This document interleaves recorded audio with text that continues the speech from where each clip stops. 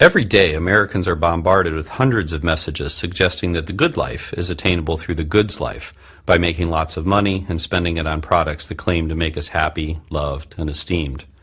On the news shows, we hear a near constant refrain from economists and politicians about the importance of consumer spending and economic growth. And around $150 billion are spent most years to embed consumer messages in every conceivable space, from TV shows and websites to public bathrooms and escalator handrails.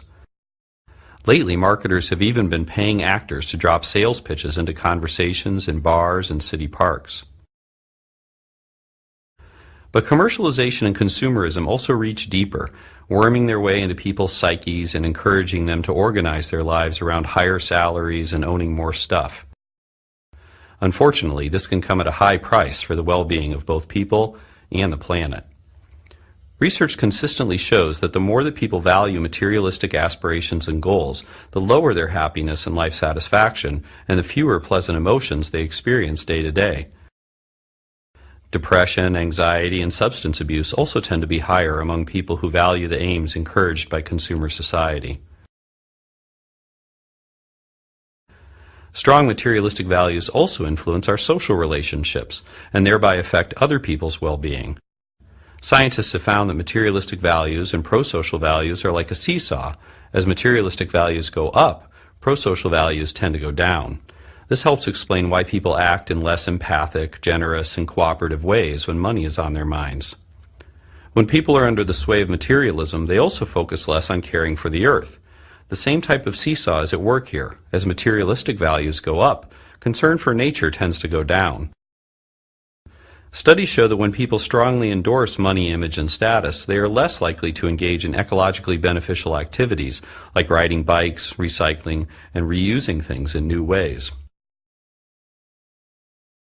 Clearly, if we hope to have a happier, more socially just, and more ecologically sustainable world, then we need to develop ways to diminish the power of materialistic values in our personal lives and in society. Two basic principles for change can help frame the way forward. First, we need to understand what causes people to prioritize materialistic values. For instance, studies show that people focus more on material things when they feel insecure. So instead of buying a new handbag or power tool the next time you've had a blow to your self-esteem, consider a different coping strategy, like spending time with friends or taking a walk outside. Scientists also know that the more that people are exposed to the media, the more they prioritize materialistic values.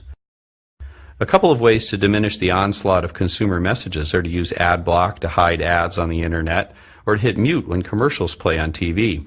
But these steps can only take us so far. We also need to get active and start to remove advertising from public spaces and from our children's schools so that people aren't exposed to materialistic messages so often. The second principle for change involves promoting intrinsic values for growing as a person, being close to one's family and friends, and improving the broader world. The research shows that intrinsic values not only promote personal, social, and ecological well-being, but can also act to immunize people against materialism. It's that seesaw again. As intrinsic values go up, materialistic values tend to go down. So part of the trick is to build a life that expresses your intrinsic values. That might involve spending more time with people you care about, finding meaningful work, even if it pays less, and taking part in volunteer opportunities for causes you care about. But again, changing our lifestyles is not enough. We also need to advocate for policies that promote intrinsic values. For example, countries like France and Bhutan have recognized that they can't only focus on GDP and other measures of economic growth. Now they are starting to regularly assess citizens' well-being and sense of connection to their communities so as to develop policies that truly encourage these intrinsic values. Similar efforts are underway in some parts of the United States, but they need more support. The grip that consumerism and commercialism have on our world can seem inescapable, and there are certainly powerful forces that push materialistic values on us. But by making changes in our personal lives and by working for broader societal changes, we can break the hold of materialism and be freer to live our intrinsic values. That, in turn, would help us to take important steps toward greater personal well-being, a more humane society, and a more sustainable world.